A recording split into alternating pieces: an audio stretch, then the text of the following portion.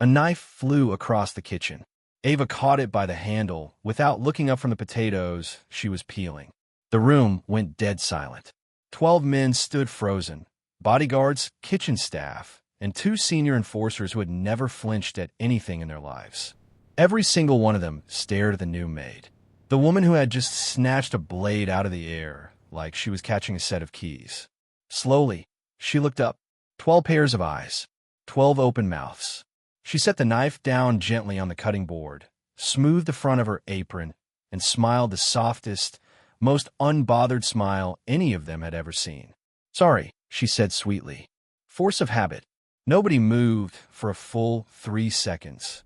Then the head chef cleared his throat, barked at everyone to get back to work, and the kitchen lurched back into motion like a machine that had briefly lost power. But eyes kept sliding back to her. Quiet, cautious, curious. She picked up another potato and kept peeling. Her name, the name she was using, was Ava Brooks. She was 29 years old, 5'7", with deep brown skin, natural hair pinned neatly under a maid's cap, and hands that told a story her smile was working very hard to contradict. The knuckles were scarred. The palms were rough. The grip was the grip of someone who had spent years holding things that were not potatoes. Her real name was Captain Ava Reyes of the United States Intelligence Field Division, and she had been inside the Shin compound for exactly 11 hours. If you already know this story is about to be everything, smash that like button right now. Hit subscribe because it genuinely helps the channel grow and helps us keep making stories like this one for you. And drop a comment below telling me, do you think she completes the mission or follows her heart?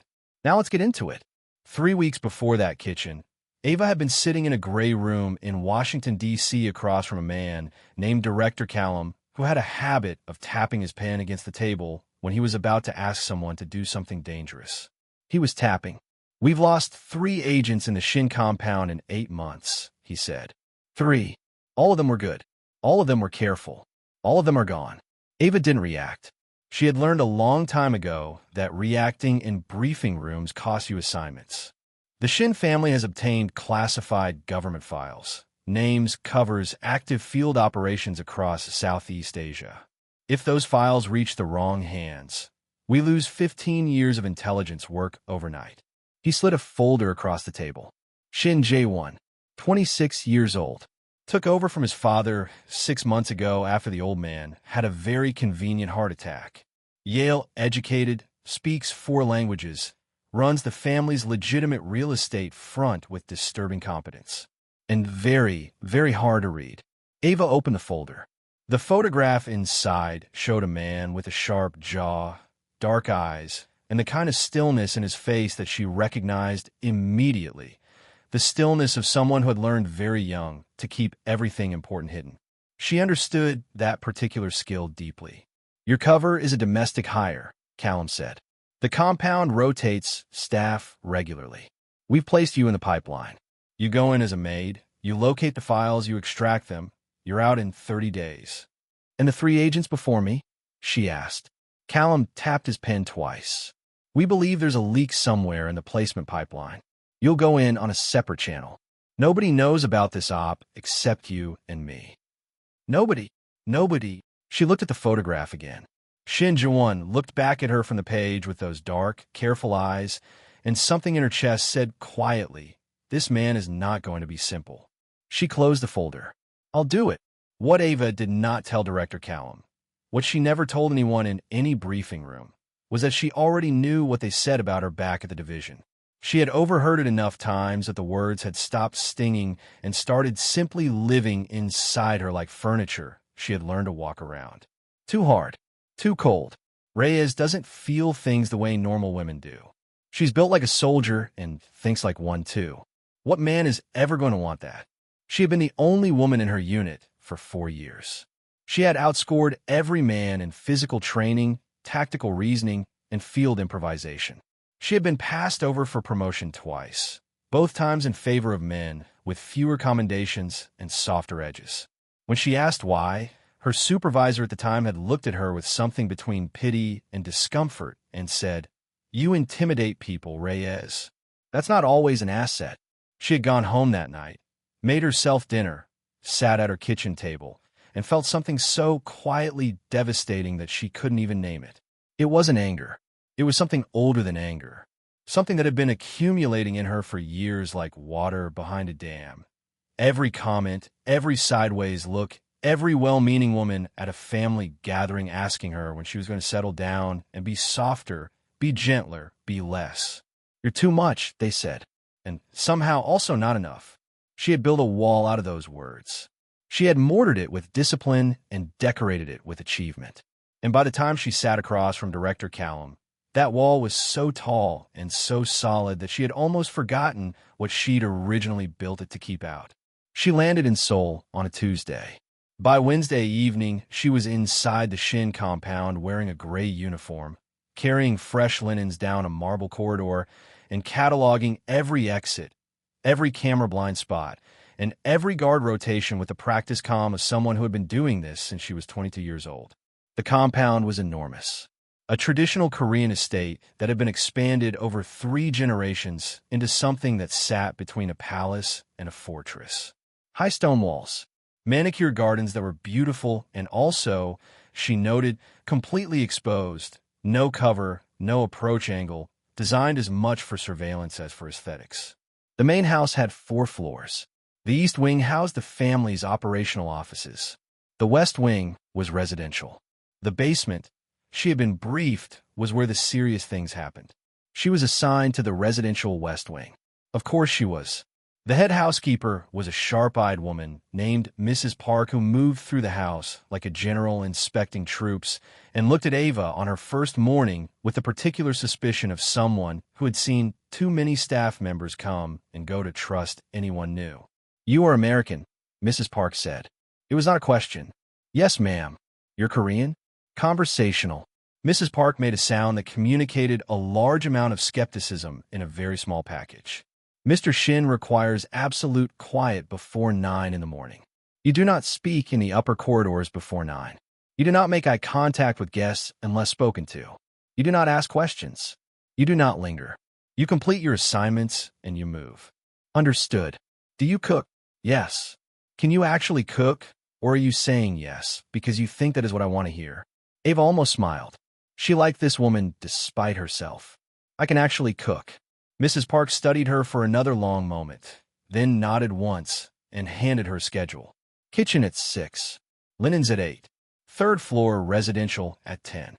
If I find you somewhere you are not supposed to be, you will be removed from this house before lunch." "Understood," Ava said again. Mrs. Park turned to walk away, then paused. She looked back at Ava's hands, the scarred knuckles, the rough palms, and something flickered across her face. Not suspicion exactly. Something more like recognition. She said nothing. She walked away. Ava looked down at her hands. Force of habit, she thought. She had been careful for 11 days.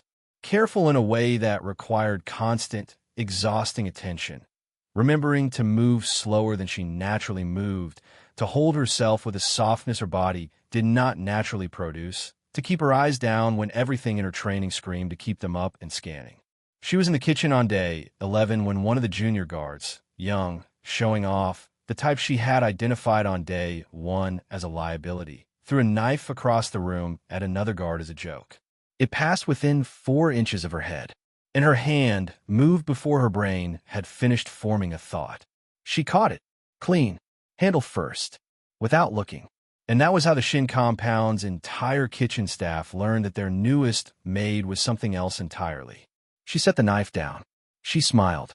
She said force of habit and went back to the potatoes, and every person in that room made a decision in the next 60 seconds. Look away or keep watching.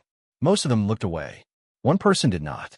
She felt the weight of that gaze like a hand on the back of her neck, steady, unhurried, and impossibly aware. She did not look up, but she knew, with the deep animal certainty of a trained operative, exactly where in the room he was standing.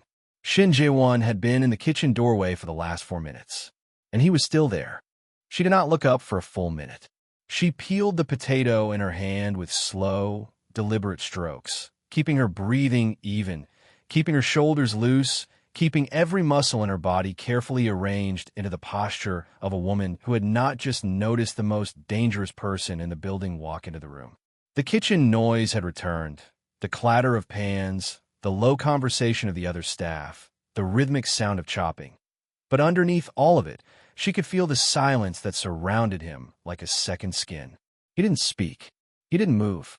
He simply stood in the doorway and watched her the way a person watches something that has not yet decided what it is. Finally, because she knew that continuing to ignore him would itself become a signal, she looked up. Shin Jae-won was taller than his photograph suggested. He was wearing a dark shirt with the sleeves rolled to the elbows, his hair slightly disheveled in a way that looked less like carelessness and more like he had been running his hands through it while thinking. He had the kind of face that was difficult to read, not because it was empty, but because it was very, very full of things that had been carefully filed away behind those dark, steady eyes. He looked at her. She looked at him. "You caught that cleanly," he said. His English was perfect, American accented, unhurried. "I have good reflexes," she said. "Most people with good reflexes flinch first and react second." He tilted his head slightly. "You didn't flinch. I was focused on the potatoes." The corner of his mouth moved. It was not quite a smile. It was the ghost of one, the shape a smile leaves behind after it has passed through a face that doesn't get much practice. "What is your name?" "Ava. Brooks. I started 11 days ago." "I know when you started," he said quietly. "I know everyone who comes into this house." She held his gaze and said nothing, because sometimes silence was the only answer that didn't cost you anything. He looked at her hands, just for a second, the same way Mrs. Park had looked at them on her first morning. Then he looked back at her face, and whatever he found there seemed to satisfy some private question he had been asking himself, because he nodded once, almost to himself, and pushed off the doorframe. "Carry on. Ava Brooks," he said, and he was gone. She looked back down at the potato. Her heart was beating at 104 beats per minute. She knew because she was counting. Counting was something she did when she needed to remind herself that she was still in control of her own body, and right now her body was having opinions that her mission absolutely could not afford. Day 11, she thought. 19 days left. Find the files. Get out. She picked up the knife and kept peeling. The thing about living inside a lie was that it required a kind of constant, low-grade grief that nobody warned you about. Every morning, Ava woke up at 5:15 before the rest of the residential staff and spent 20 minutes in the small bathroom of her shared quarters doing the thing she privately called resetting, breathing slowly, reminding herself of her actual name, her actual history, the actual reason she was inside these walls. It was a ritual she had developed over years of undercover work because she had watched other operatives lose the thread of themselves inside a cover, and she had made herself a promise that she would never be one of them. "My name is Captain Ava Reyes. I am here for the files. I am not anyone's maid. I am not anyone's colleague. I am not anyone's friend." She repeated it like a prayer. Then she pinned her hair under her cap and went to make other people's beds. The other maids had made a decision about her somewhere around day 4. That she was strange, probably antisocial, possibly a little frightening, and best left alone, which suited her perfectly. The less they tried to know her, the less she had to perform. She worked efficiently and quietly. She never complained, she never gossiped, and she was always exactly where her schedule said she should be. Except for the 10 minutes every evening when she was somewhere her schedule absolutely did not account for. The East Wing. She had mapped 3 possible locations for the files based on her briefing documents. The first 2 had been dead ends, a locked office that contained nothing but tax records and real estate contracts, and a server room that she couldn't access without triggering a secondary alarm she hadn't anticipated. The third possibility was a room on the 2nd floor of the East Wing that appeared on no official floor plan of the compound, and that she had only identified because of a faint rectangular shadow on the corridor wall that suggested a door had been plastered over at some point in the last decade. A hidden room. She had been working on finding its access point for 6 days. On day 17, she found it. A panel behind a painted scroll in the corridor, pressure-sensitive, designed to look like a section of decorative wall. She pressed it at the right angle, and it gave a soft, mechanical click that sent a current of pure adrenaline from the base of her spine to the top of her skull. She was reaching for the edge of the panel when a voice came from directly behind her. "That scroll is 300 years old." She turned around slowly. Jae-won was standing 5 feet away. He was holding 2 cups of tea. His expression was the same unreadable still water it always was, and his eyes were moving between her face and the panel with a calm that was somehow more alarming than anger would have been. She had not heard him coming, not a single footstep. In 17 days, she had never once failed to hear someone approaching, and the fact that he had materialized behind her like smoke meant one of 2 things. Either she was losing her edge, or he was considerably more than the file had prepared her for. She suspected it was the second thing. "I got lost," she said. "You've been here 17 days, he said. "People don't get lost after 17 days. "I was looking for the linen closet. The linen closet is on the 1st floor. He paused. "You know that?" She said nothing. He walked forward and held out one of the cups. She stared at it for a moment, then took it because refusing felt like a larger admission than accepting. "Walk with me," he said. It was not a question. It was not quite an order either. It was something in between, the kind of sentence that assumed compliance not through threat, but through a certainty so complete it didn't feel the need to announce itself. She walked with him. They moved through the East Wing corridor in silence for almost a full minute, and she used every second of that silence to recalibrate, running calculations, assessing risk, deciding how much he knew and how much he was guessing and how much of the distance between those 2 things she could still control. "You're not afraid of me," he said finally. "Should I be? Most people in this house are.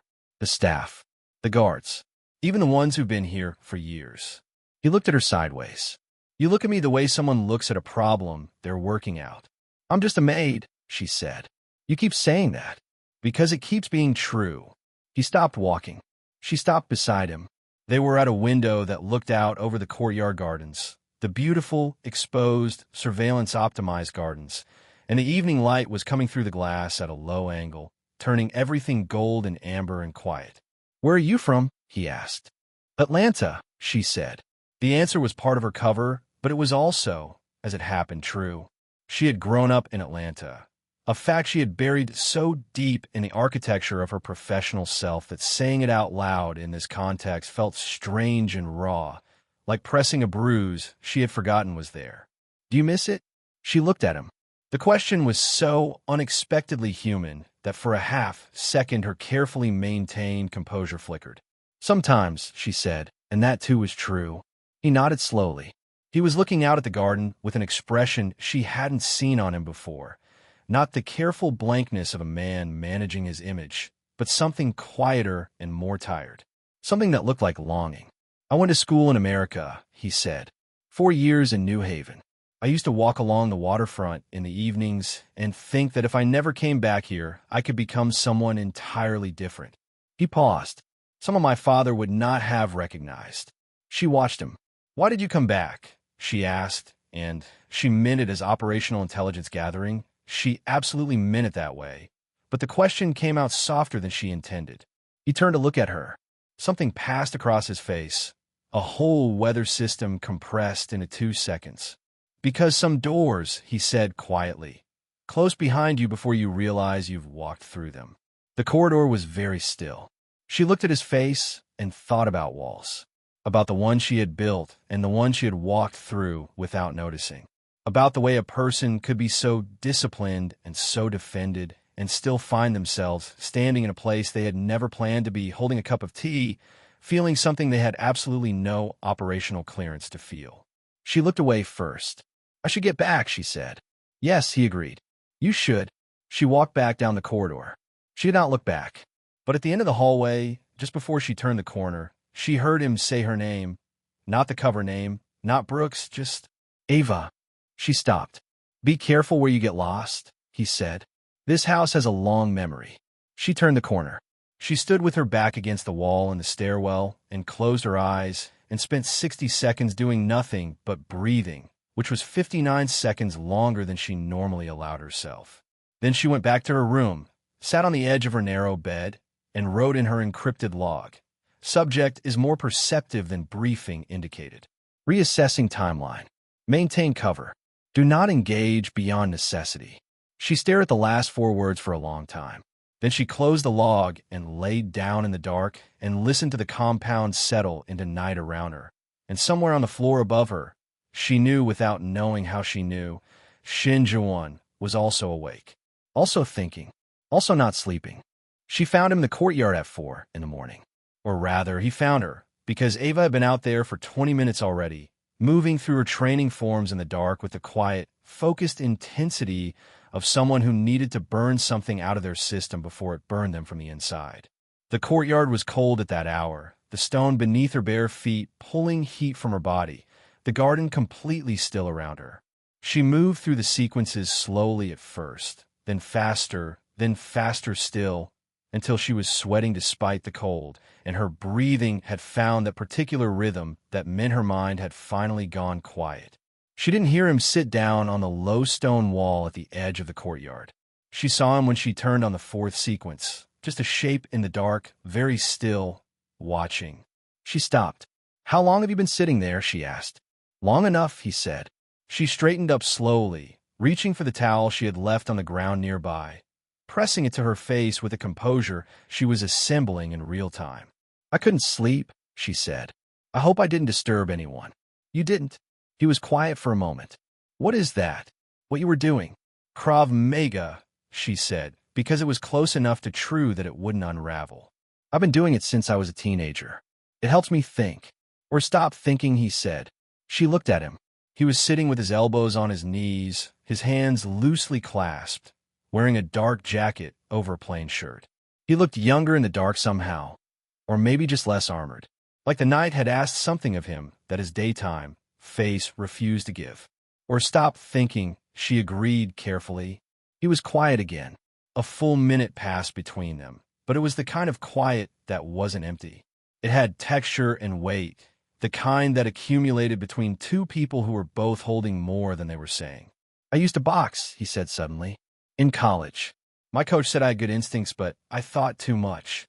That I was always 3 moves ahead, and it made me hesitate on the move in front of me." He paused. He wasn't wrong. She sat down on the opposite end of the stone wall. Not close, but not as far as she should have been. "Do you still train?" she asked. He looked at her for a moment. Then he stood up and shrugged off his jacket, folded it over the wall, and stepped down onto the courtyard stones. He took a fighting stance. Ava stared at him. "Show me something," he said. "I'm your maid," she said. "My maid who does Krav Maga at 4 in the morning and catches knives without blinking." He adjusted his stance slightly, and she noted automatically, helplessly, that his form was correct. Very correct. The form of someone who had been properly trained, not someone who had dabbled. "Show me something." She should have said no. Every operational instinct she had was saying no, loudly, clearly, in multiple languages.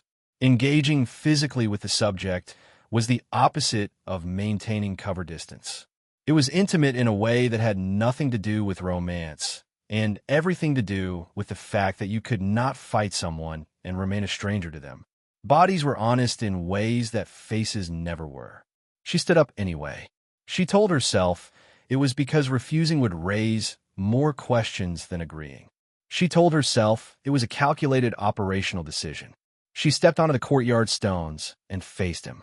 He came at her first, a clean, testing strike that she slipped and redirected without thinking, using his momentum to turn him a half step off balance. He recovered fast, faster than she expected. He came again, adjusting, and this time she had to actually move, a real dodge, a real counter, her body dropping into its training with the relief of something finally being allowed to be what it was. They moved through the courtyard in the dark, breath clouding in the cold air, feet quiet on the stone. He was good. She was better. But the gap between them was not as wide as it should have been, and with every exchange, she felt something loosening in her chest, some tightly wound thing that had been coiled there for years, slowly, dangerously, letting go. He threw a combination that she almost didn't see coming. Almost. She caught his wrist, twisted, stepped through, and took him down to the ground. One smooth movement, his back against the stone, her knee across his chest, her hand pinning his arm. They both went completely still. His face was 6 inches from hers. His breathing was elevated. So was hers. Those dark eyes were looking up at her with an expression she had not seen on him before. Not the careful assessment of the man in the corridor, not the guarded stillness of the man in the briefing file. Something unguarded. Something almost wondering. "You're not a maid," he said quietly. "I'm on top of you," she said, which suggests you should be more worried about who you hire. Something happened in his face, a full, genuine laugh that seemed to surprise him as much as it surprised her. It transformed him completely. The weight he carried, the careful armor of him, cracked open for just a moment, and underneath it was a person, a young, tired, brilliant person who apparently hadn't laughed like that in a very long time. She released his arm and stood up. "Step back." Handed him her towel. He sat up slowly, still catching his breath, and wiped his face. When he looked up at her, there was something new in his expression, something that hadn't been there before their first conversation and hadn't been there before this moment, and that she absolutely could not afford to let herself name. "You're the most interesting person in this house," he said. "That's a low bar," she said.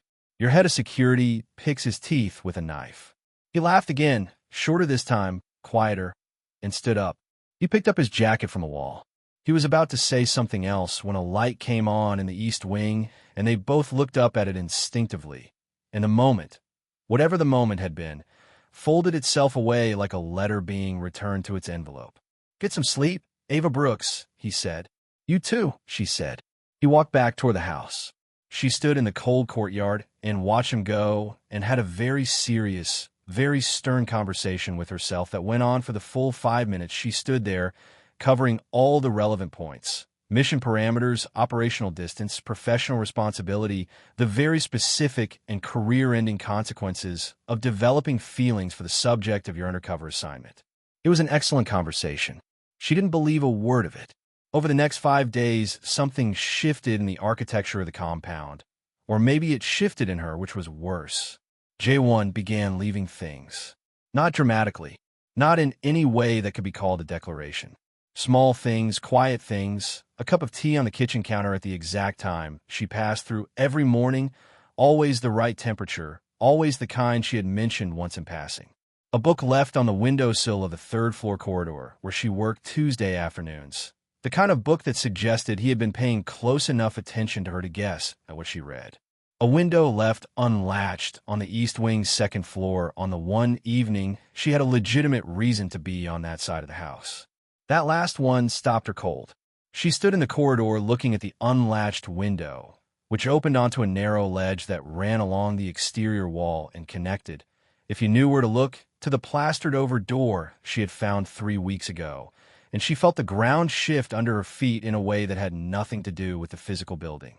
He was leaving her a path, to the hidden room, to the files. She stood there for a very long time, asking herself what that meant. An operative working the problem would say it was a trap, that he had identified her, confirmed her purpose, and was now funneling her toward a controlled situation. That was the rational, trained, professional interpretation. But she had sat across from this man in the dark and watched him laugh like someone remembering how. She had fought him in a cold courtyard and felt the realness of him under all the armor. She had watched him look at the garden with longing and speak about closed doors with an honesty that had no operational purpose, no strategic advantage, no audience worth performing for. And she could not make those two things, the trap and the truth, resolve into a single coherent picture. She climbed through the window. The ledge was narrow but stable. She moved along it with her back to the wall, the compound's night garden spread below her, the stars very bright and very cold above. At the end of the ledge, she found the access panel. External this time, a different mechanism, but the same pressure-sensitive design, and it opened under her hand with the same soft mechanical click she had heard 3 weeks ago in the corridor. She stepped inside. The room was small. Low ceiling, bare stone walls, a single lamp that was already on, which meant either it was on a timer or someone had turned it on recently, and she registered both possibilities with equal alarm. There was a metal shelf along one wall, a lockbox on the shelf, the kind with a biometric seal, and on top of the box, a folded piece of paper. She crossed the room and picked it up. It said, in handwriting that was precise and slightly angular, "The combination is my mother's birthday. March 14th. I think you already know what to do with what's inside. I think you've known since day 3. She read it twice. Then she stood in that small, lamp-lit room inside the heart of a Korean crime family's compound, holding a piece of paper from the man she was supposed to be investigating, and felt the wall she had been building since she was 22 years old develop a crack so fine and so deep that she knew, with the certainty of someone who understood structural damage, that it was not going to hold. She opened the box. The files were there. All of them. Organized. Complete. Waiting. Her mission was over. She should call it in tonight. She should extract by morning. She folded the note and put it in her pocket. She told herself she was keeping it as evidence. She knew that was a lie. She didn't call it in that night. She sat on the edge of her narrow bed in the dark with the folded note in her hand and her encrypted communication device on a mattress beside her, and she had the most honest conversation with herself that she had allowed in years. Not the operational kind of honest. Not the cold, functional triage of risk and reward that she ran every night before sleeping, but the other kind. The kind that went all the way down. She thought about the note, about the handwriting, about the fact that he had known since day 3 and had said nothing, had not reported her, had not removed her, had not set a trap or called in his enforcers or done any of the dozen things a man in his position with his resources could have done with the knowledge that an intelligence operative was living inside his house. Instead, he had left her tea at the right temperature. Instead, he had fought her in a cold courtyard and laughed like someone finding something they had lost. Instead, he had unlocked a room and written her a note and trusted her with something that could destroy him. Why? She kept asking herself, why would he do that? And underneath that question, quieter and more dangerous, a second one. Why does it matter to you why? She knew the answer. She had known it for days, had been running from it with the same discipline she ran every other thing in her life, but discipline had its limits, and she had apparently found hers at the bottom of a locked box in a hidden room. She put the communication device away. She told herself she needed one more day to verify the files were complete. That was operationally sound. That was justifiable. She went to sleep with the note still in her hand. In the morning, everything looked the same and nothing was. She moved through her schedule with mechanical precision. Kitchen at 6, linens at 8, third floor residential at 10. And the whole time she was aware of him the way you become aware of a sound you can't unhear, a frequency that has gotten under your skin and reorganized something in there. She passed him twice in the corridors. Both times he looked at her with that same unreadable expression, and both times she looked back with what she hoped was professional neutrality, and both times the space between them felt like a conversation happening in a language that didn't have words yet.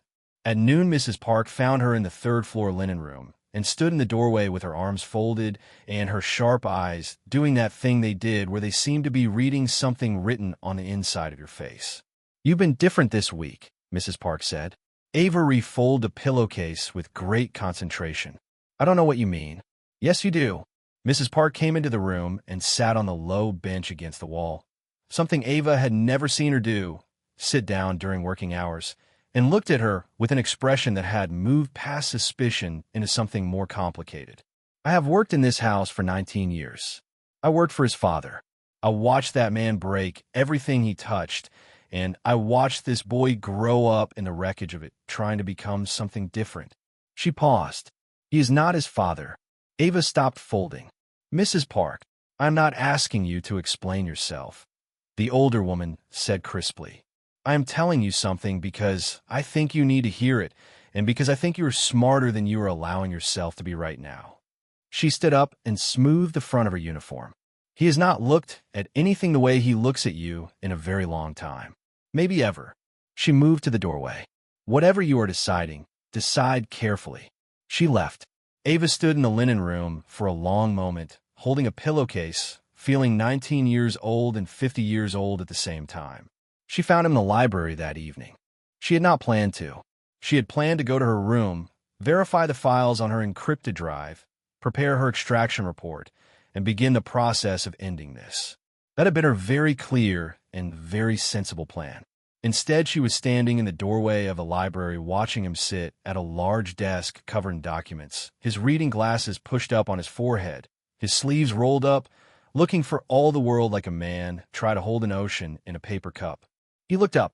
"Come in," he said, not surprised, as if he had been expecting her.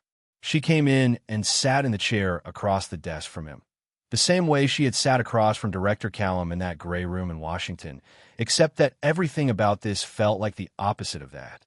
Callum's room had been cold and fluorescent and transactional.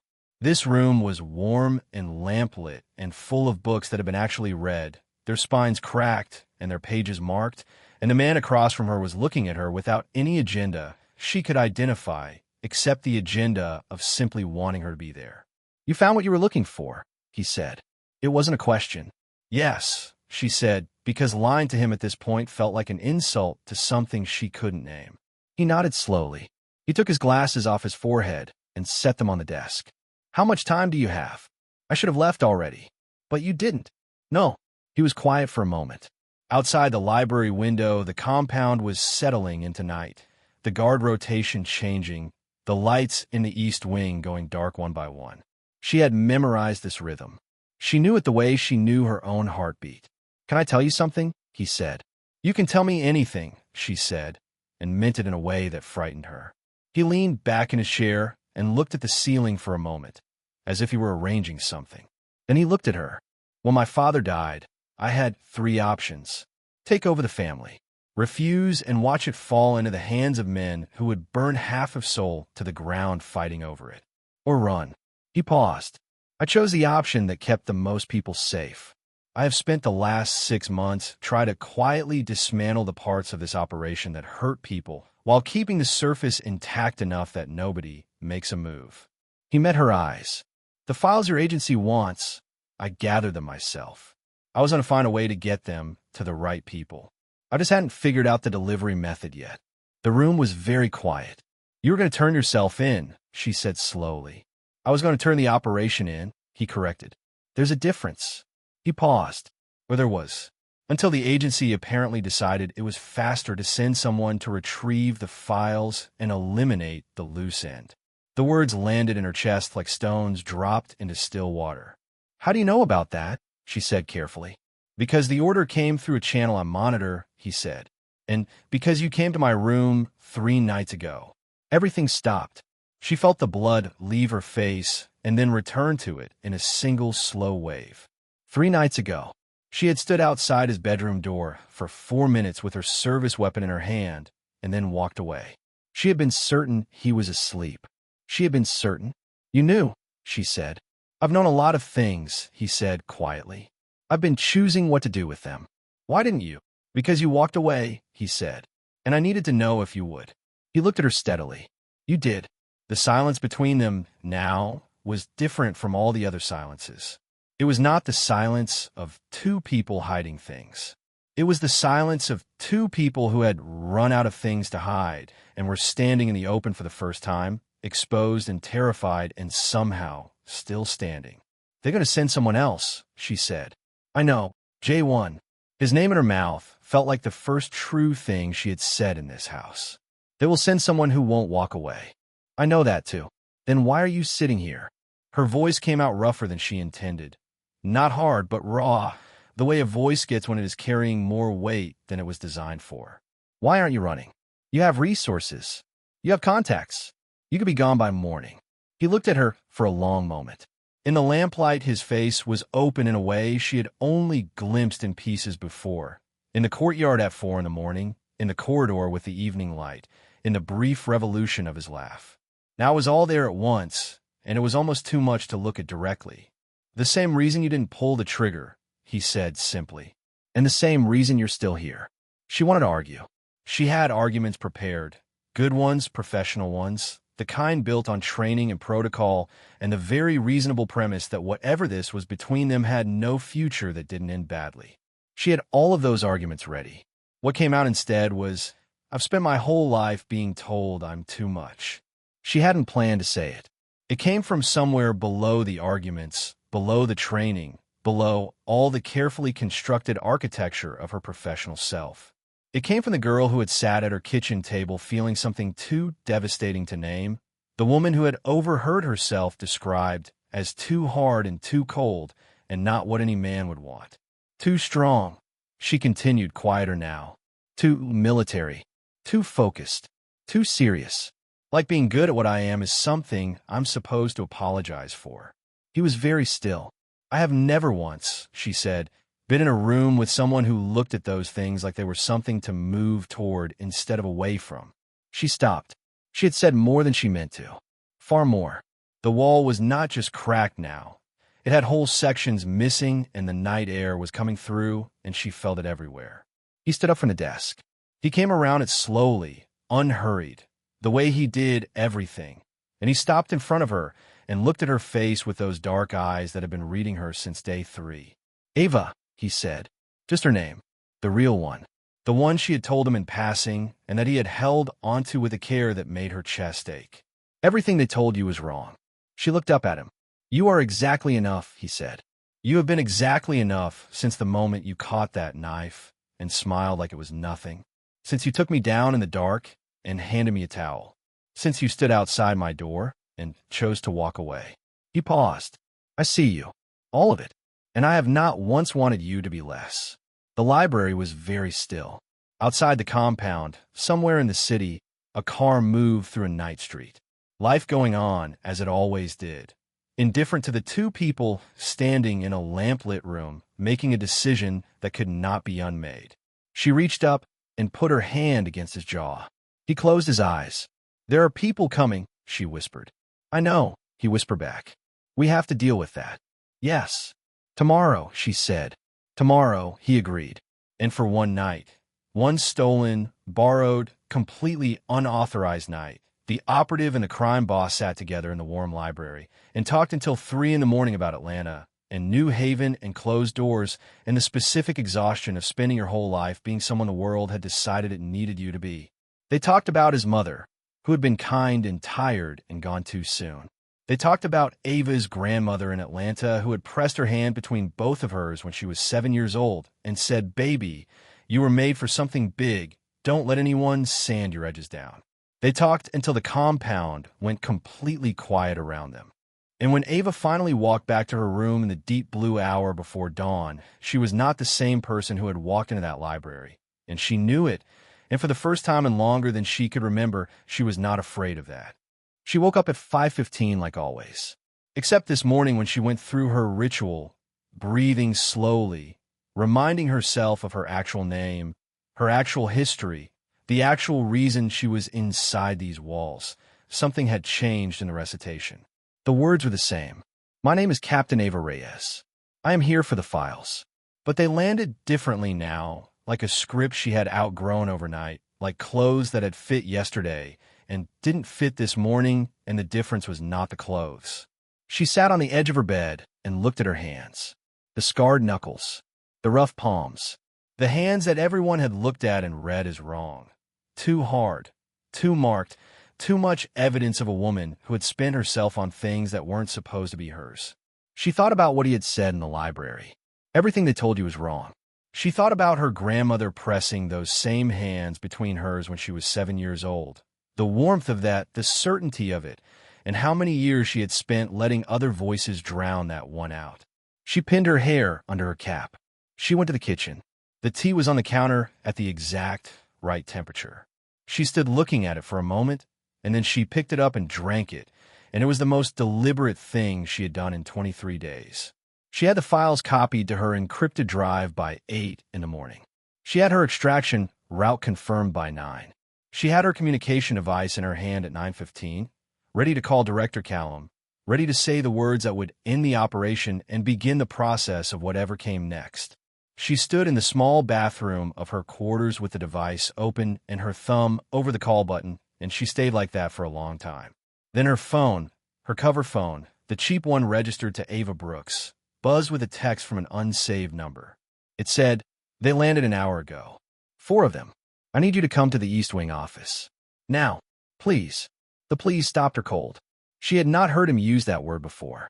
In all their conversations, in all the careful back and forth of the last 3 weeks, he had never once said please, Not because he was arrogant, but because he never needed to ask for anything twice. People moved toward him naturally, instinctively, the way water found low ground. Please meant he was afraid. She put both devices in her pocket and moved. The East Wing office was locked when she got there. She knocked twice, their pattern, something that had developed without either of them deciding it would, and the door opened immediately. He looked different, not outwardly. His face was composed, his posture was straight. He was wearing a suit jacket that said he had been prepared for the day before the day had decided to be this. But his eyes were different. The careful stillness in them had an edge to it now, the stillness of something under pressure. And when he looked at her, the relief that moved through his face was so naked and so immediate that it hit her like a physical thing. "Close the door," he said. She closed it. "Talk to me," she said. He turned to the desk where a laptop was open. Security feed, she realized, for screens showing different angles of the compound exterior. On the bottom right screen, barely visible at the edge of the frame, a dark SUV was parked on a service road that ran along the compound's eastern wall. Just sitting there, doing nothing in the particular deliberate way that professionals did nothing when they were waiting for the right moment. "My contact identified two of them," Jae-won said. "Former military contractors. The kind your agency uses when they want something done quietly and permanently." He paused. "They're waiting for tonight. Lower staff numbers after 9. Guard rotation gap at 10:40. He looked at her. "They've done their research." Ava studied the screen. Her mind had shifted, not away from the library, not away from last night, but beneath it, into the operational layer that lived under everything else in her, the part that had kept her alive for 7 years in the field. She was counting, calculating, running angles. "How many of your guards are loyal to you personally?" she asked. "Not the family. You." He thought for a moment. 8, maybe 10. "Weapons. Everything you'd expect. And the others? The ones not loyal to you." His jaw tightened slightly. "My father's men. They've been waiting to see which way the wind blows since he died. If tonight looks like the compound is being hit, they'll protect themselves first. So we can't count on them and we can't tip them off." She nodded slowly. "Okay." She looked at the screen again. For contractors, 1 vehicle visible, which meant at least one more she couldn't see. 10 loyal guards, uncertain loyalties everywhere else. A compound designed for defense, but also, as she had noted on day 1, designed with enough surveillance coverage to make a quiet internal movement very difficult. She had worked with worse. "I need to call my director," she said. Jae-won looked at her carefully. "And tell him what? That the extraction is compromised. That the operation is being closed without authorization, and that if he wants to explain 4 dead contractors on South Korean soil, he can do that from his gray office in Washington." She held his gaze. "I'm pulling us both out of this." The word "us" sat between them for a moment, small and enormous at the same time. "Ava," he said carefully, "if you do that, you're burning your career. I know. Your pension, your clearance, everything you've built. I know what I'm burning," she said. Her voice was steady. "I've been building the wrong thing for the wrong reasons for a long time. I think it's past time I stopped." She paused. "My grandmother used to say that the bravest thing a person can do is choose themselves after a lifetime of choosing what everyone else needed them to be." She almost smiled. "I should have listened to her a long time ago." Something in his face broke open quietly. Not dramatically, not with any of the theater of a movie moment, just a slow, private dissolution of something that had been held very tightly for a very long time. "You don't have to do this," he said. "I know I don't have to," she said. "That's the point." She took out the communication device and called Director Callum. He picked up on the second ring, which meant he was expecting her call, which meant he already knew something had shifted. "Reyes," he said. "The operation is over," she said. "I have the files. I'm extracting them through official channels, and I'm flagging the unauthorized termination order for internal review. Stand down the team." A silence. "Reyes, you need to think very carefully." "I have thought carefully," she said. "Stand them down, Director. Or the next call I make is to the Oversight Committee, and you can explain why you sent a kill team into Seoul without authorization." Another pause. "I have documentation. I kept very good notes."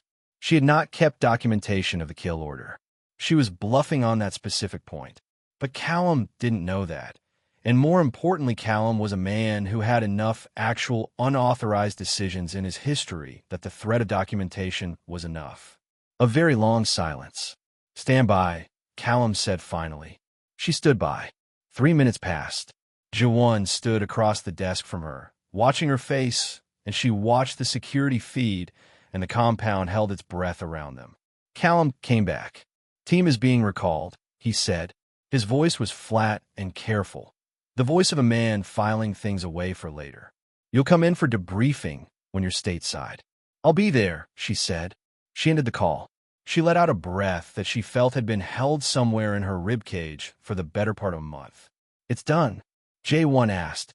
"The team is being recalled."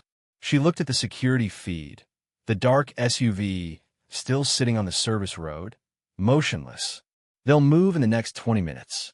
We should have your loyal guard positioned on the east perimeter just in case Callum decides goodwill only stretches so far."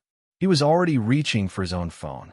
The next 2 hours were the most controlled chaos Ava had experienced since a hostage extraction in Kuala Lumpur 3 years ago. 8 of Jae-won's guards repositioned to the eastern perimeter. The SUV on the service road sat unmoving for 40 minutes, then started its engine and pulled away slowly into the Seoul night. A second vehicle, the one she hadn't been able to see, followed it out 3 minutes later. She watched them go on the security feed with her arms folded and her heart rate coming down from 130 to a functional 85. "They're gone," Jae-won said from beside her. "For now," she said. "For now," he agreed. They stood side by side looking at the empty service road on the screen, and the silence between them now was different from all the previous silences, not weighted with hidden things, not careful, not strategic. Just two people standing in the aftermath of something and breathing. "What happens to you now?" she asked.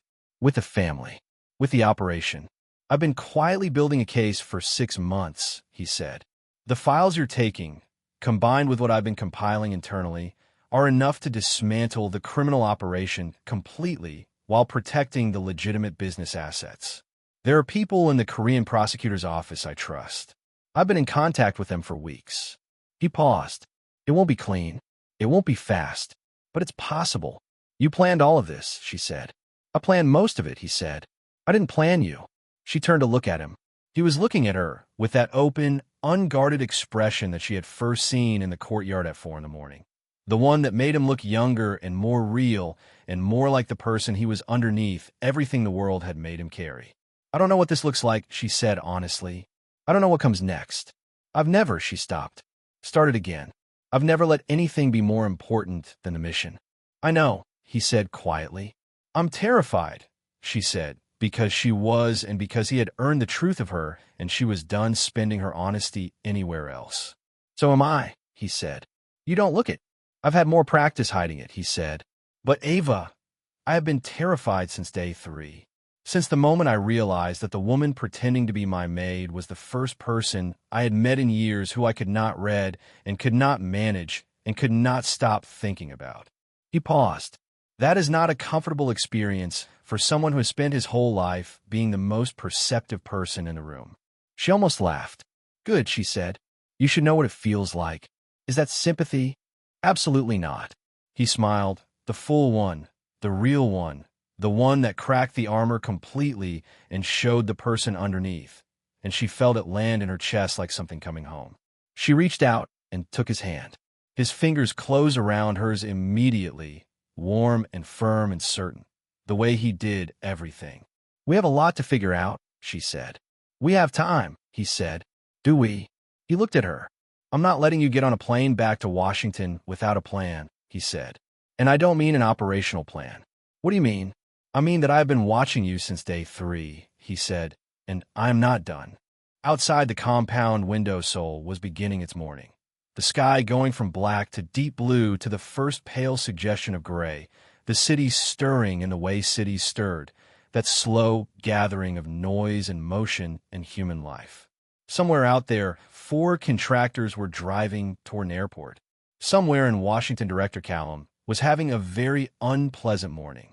Somewhere in the prosecutor's office, a phone would ring in a few hours and begin the long, slow unraveling of a criminal empire that a young man had never wanted and had spent 6 months quietly trying to undo.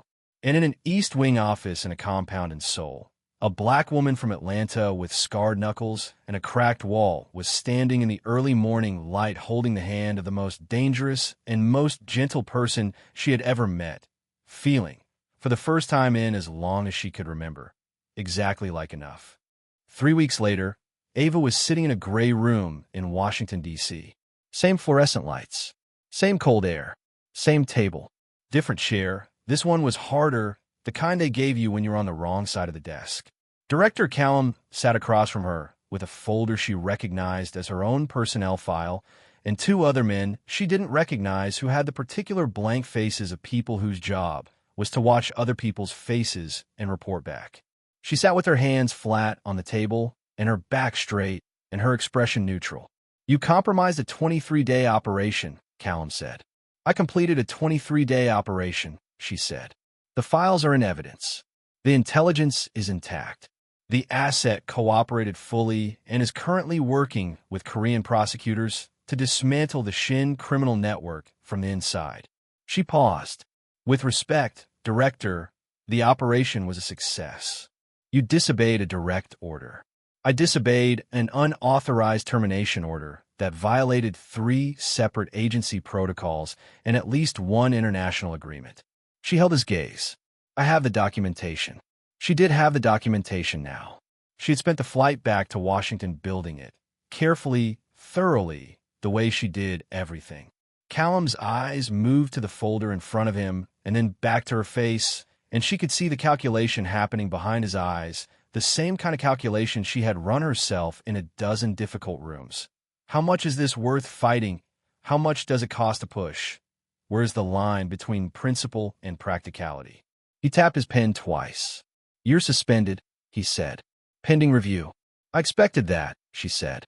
"Your clearance is frozen." "Also expected." And Reyes, he leaned forward slightly. "Whatever personal entanglement you developed with the subject of that operation will be examined thoroughly." She looked at him steadily. "Examine away," she said. "I kept very good notes." She stood up, buttoned her jacket, and walked out of the gray room with her head high and her hand steady and the particular quiet satisfaction of a person who has paid a price they chose freely and found it worth every cent. In the elevator going down, she took out her phone and typed a single message to an unsaved number. It said, "Still standing." "You?" The reply came before the elevator reached the ground floor. "Still standing. Seoul misses you. I miss you more than Seoul does." That is saying something. She stared at that message for a long moment in the lobby of the agency building, surrounded by people moving in every direction, and she felt something bloom in her chest, warm and rootless and terrifying and wonderful.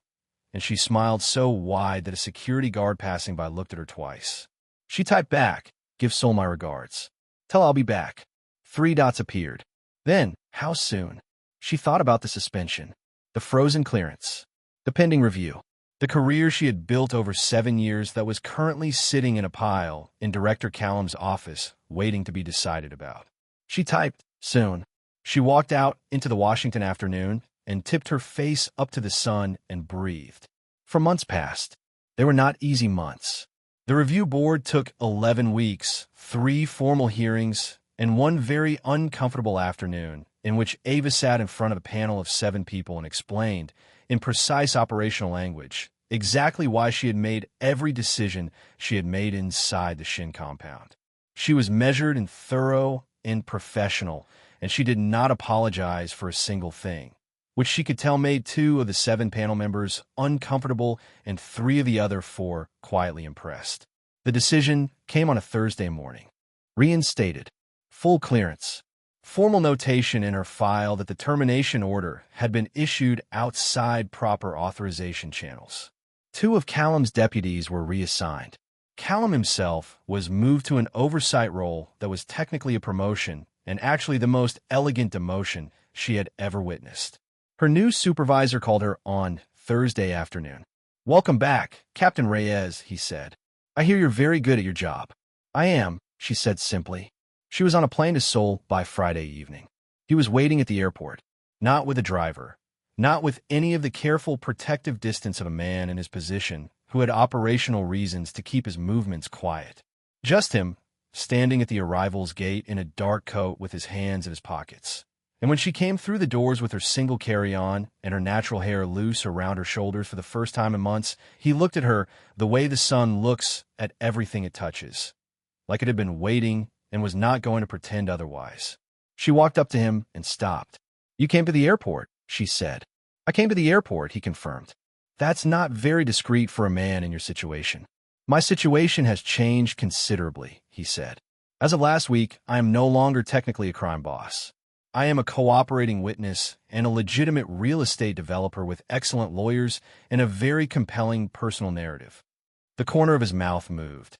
"I've been told it has cinematic potential." She laughed. A real one, the kind that came from somewhere low and warm and unguarded. She hadn't laughed like that in 4 months, and the relief of it was physical. He reached out and took her carry-on from her hand. "Come on," he said. "I made dinner. You cook." "I have many qualities you haven't discovered yet," he said. "That's either reassuring or alarming." "Both," he said. "Probably both." They walked out of the airport together into the Seoul night, the city enormous and luminous around them, all light and motion and the particular electric energy of a place that never fully slept. She had been to Seoul 4 times before this, and it had always been a location, a coordinate, a point on an operational map. Walking through it beside him, it felt different. It felt like somewhere that had a texture and a smell and a personality, like somewhere that could, under certain conditions, become something that meant something to her. She looked at the city lights reflected on his face as they walked and thought that she understood now why people wrote songs about moments like this. Not the dramatic ones, not the ones with guns and hidden rooms and locked boxes, but the ordinary ones. The arrival's gate, the dinner, the city at night, the simple, staggering fact of walking beside someone who knew everything about you and was still there. His apartment was exactly what she should have expected if she had been paying attention. Not to the compound. The compound had been his father's architecture, his father's taste, his father's statement to the world about what the Shin name meant and what it cost to be near it. But to the man she had actually come to know. The man who trained alone at 4 in the morning. The man who kept a library full of books with broken spines and marked pages. The man who wrote notes in precise angular handwriting and left tea at the right temperature without making a performance of it. The apartment was on the 14th floor in Mapogu, modest by his means, with floor-to-ceiling windows that looked out over the Han River. The walls were lined with books, the same ones she recognized from the compound library, clearly moved here, clearly carried here deliberately, because they were his and he had wanted them near. The kitchen counter was worn smooth the way surfaces got worn when someone actually used them consistently and without ceremony. There was a reading chair by the window with a lamp positioned at exactly the right angle and a book left open on the arm of it, face down, the way people left books when they fully intended to return. It looked like the library. It felt like the library. It felt like him, the real him, the one underneath the compound and the family name and all the weight the world had decided he was responsible for carrying. "This is exactly what I should have pictured," she said quietly, standing in the middle of the living room. He looked at her from the kitchen. "What do you mean?" She gestured at the books, the chair, the worn counter, the window with its view of the river going dark and bright and dark again with the city's reflection. "The library," she said, "in the compound. I always felt like that room was the only room that was actually yours." She looked at him. "This is just that room. Bigger." Something moved across his face, that quiet, private dissolution she had seen once before in the compound library, the look of a person being seen so accurately that they didn't quite know what to do with it. "Nobody has ever said that before," he said. "Nobody was paying attention," she said. He held her gaze for a moment. Then he turned back to the stove, and she heard the quiet sound of him exhaling slowly. Not with sadness, she understood.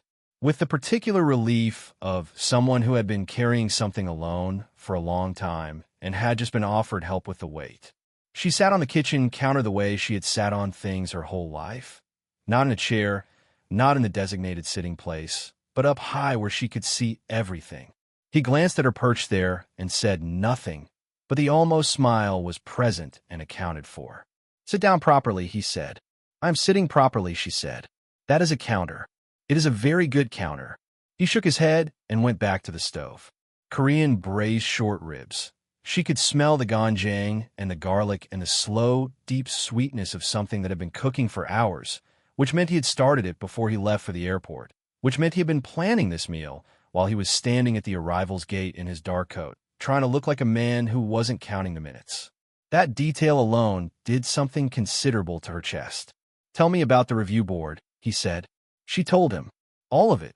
The 11 weeks, the 3 hearings, the panel of 7 faces, the Thursday morning decision. He listened the way he always listened, with his full and unperforming attention, asking precise questions at exactly the right moments, and she found herself going further than the operational facts, further than she had gone with anyone, into the interior of those 4 months, the long nights in her Washington apartment when the doubt had been loudest, when she had lain awake running the question she couldn't stop running. "Did I make the right choice? Did you answer it?" he asked. He was plating the food now, carefully, without fuss, the way he did everything. "Every morning," she said. The answer was always the same, but I kept asking it anyway. "What was the answer?" She looked at him steadily. "Yes," she said. "Yes, I made the right choice." He set a plate in front of her and looked at her for a moment with those dark eyes. Except that they weren't reading her anymore, she realized. They already knew. They had known for a while. They were just glad to be looking. "Good," he said quietly. "So did I." They ate dinner at the kitchen counter. Not at the table because she was already sitting on it and neither of them suggested moving, and talked for 3 hours the way they had talked in the library that night. The conversation moving through everything and settling nowhere, ranging from the serious to the absurd with the ease of 2 people who had bypassed small talk so completely that it was no longer an available option between them. He told her about the prosecutors. The case was moving faster than expected. 3 of his father's senior lieutenants had already entered plea agreements, and the criminal network was unraveling in the systematic, slightly undignified way that criminal networks unraveled when their foundations were pulled out from under them. He told her about the legitimate real estate business, which was genuinely successful and which he had been running with the focused competence that apparently transferred directly from crime management to property development without losing very much in translation. She told him about her new supervisor, who had asked on her first day back if she had any preference for her next assignment and had not seemed particularly surprised when she said so. He looked at her when she said that. "Seoul," he repeated. "Apparently there is significant intelligence interest in the ongoing dismantling of a major Korean crime network," she said. "A cooperating witness needs a handler. Someone who can maintain close contact, monitor developments, ensure the cooperation remains intact." She kept her expression very neutral. It seemed like a good fit. "A handler," he said. "A handler. Close contact. Regular contact. Frequent check-ins. Possibly dinner." He set down his chopsticks. He looked at her with the full weight of his attention, and she felt it the way she always felt it.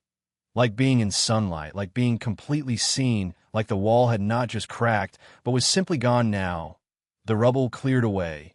Nothing between them, but the truth of 2 people who had found each other in the most improbable circumstances and had both, separately and together, chosen to stay. "Ava," he said. "Jae-won," she said. "I want to be very clear about something." "Be clear," she said. "This," he gestured between them, "is not a professional arrangement to me. Whatever the official designation is, whatever makes it possible for you to be here, I need you to know that what I feel for you has nothing to do with operations or files or handlers." He paused. "I fell in love with you somewhere between day 3 and the morning you caught that knife and smiled like it was nothing.